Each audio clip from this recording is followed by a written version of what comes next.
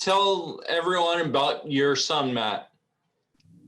He was unusual in that he was extremely bright and talented, but also extremely empathetic and such a good soul. And you kind of wonder sometimes, like, was he here before? Because he was so wise. You know what I mean? He was wiser than most adults that I know. And at 27, he was really wise. So, but in all honesty, he fought emotionally with the disease, but he would always come out saying, "Mom, I got this. It's okay." Our relationship was very, very much more, I want to say,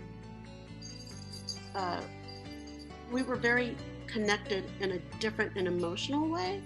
And sometimes, you talk about soulmates, right? In the world, it doesn't have to be, a romantic partner, but I kind of think of him as like a lot of people's soulmates. Matt was much more social person than I was, extremely popular. High school and college, he was homecoming king.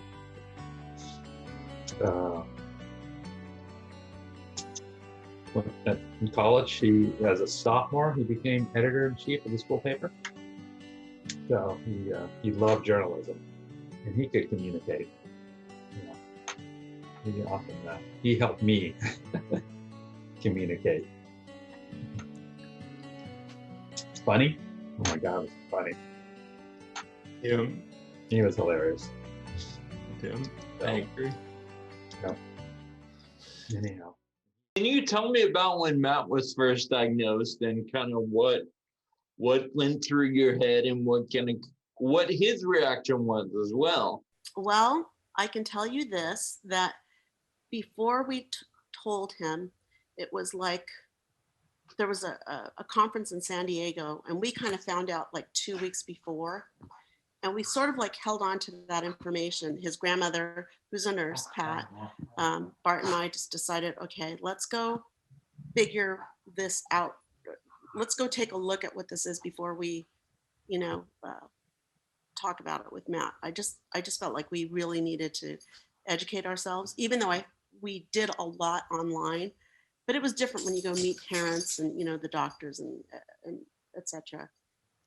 Anyway, so we go, and that was very hard. And I always say this, excuse me if I get a little teary-eyed. The hardest day of my life was telling him that. The second hardest day of my life was telling his sister.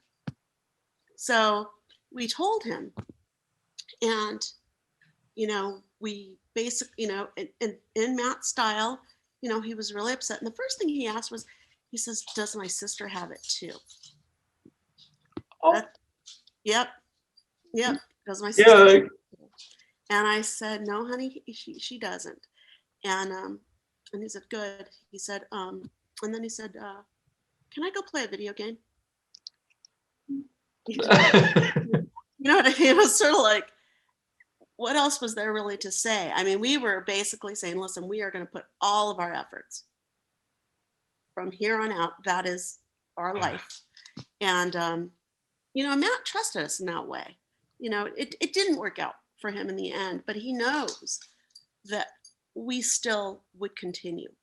He knew, he trusted us to put all of our energy in supporting FARA and therefore supporting him. In your effort, in your family's effort to, do whatever you can to contribute to the treatment and cure for FA, how did ataxia play into that journey?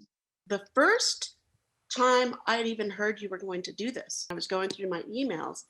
I saw the distance. I knew you were going from Scripps in San Diego. And I'm like thinking, he's going to ride was it Nashville or Memphis? Yeah. Memphis, right? And I was like, oh my God. And I knew your parents were going to, be sagging and the whole thing, but it was such an inspiration. It it was mind blowing. And, you know, you provided this amazing hope for people like Matt, you know, and his friends, you know, too. You were such, you were a big eye-opening experience in their growth. And of course, Bart, you know, he's like, okay, I got to get this bike thing down because, you know, he wants to join you the following year. And that was a very,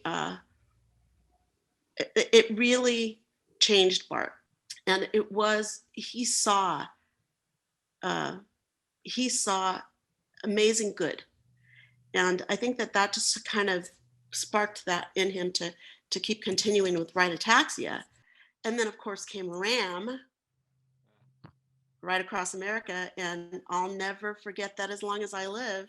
You know, I was there when you guys ended because I came to drive one of the cars back, but you and the boys had the room right next door to mine. You were just on. And I don't think you guys slept that night. You were just cracking up and I couldn't tell what you were saying, but there was a lot of laughing, a lot of laughing. So after Ram as well, you know, we were, that was it. We were staying with, you know, right ataxia. Yeah.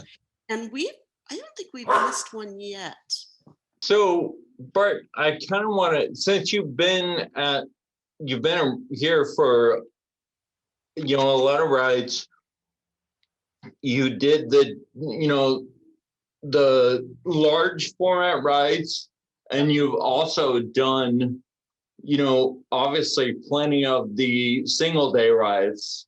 And what do you think is special about the single day rides?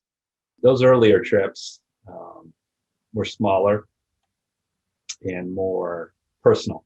You know, we got to know everybody, and they were longer, right? You know, now we do these one-day events.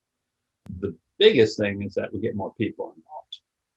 You know, you can't, you know, it's just logistically, it's a lot easier, right? You don't have to find lodging for everybody, and you get people who can't ride as far who can participate, who can do smaller rides, and you still get the big sense of community, right? And you get to meet more people too. Yeah. You know, which is nice. So it's broader, it's not as deep. Mm-hmm. Single day rides. So they're still fun. We enjoy them. I've done every single one we've had in California. I don't think I've missed one. I think it was 2019, maybe. You rode. Yeah. You know, and you said you usually drive SAG or support, but you rode. How did that feel to be riding, you know, in the ride format? It was emotional, you know. It was emotional because it was different being you know, riding, right, and seeing you out there, you know, and that was a different feeling entirely. It was like joyful but still kind of sad because, you know, Matt wasn't there to see me on that bike. He would have been cracking up because he would have been, Mom, don't get on the bike. Stay behind the wheel because he knows what a Yeah. klutz I am. But I did it, and I'm grateful to have done it. You are now called Matt's Ohana. Can you tell us a little about that? So we have a very tight-knit group of friends, families. Our kids all went to the same elementary school. That was a very unique elementary school with parent participation. Each family had to volunteer 4 hours a week, and 1 hour of that was in the classroom. And we are so Jim Boyer, who I mentioned earlier, his wife Cindy was Matt's kindergarten teacher, and the Kusa family, Judy Kusa is now the secretary of that school, and our kids all went to school together, and we vacationed together, and we've taken trips to Hawaii, and in Hawaii, family is Ohana.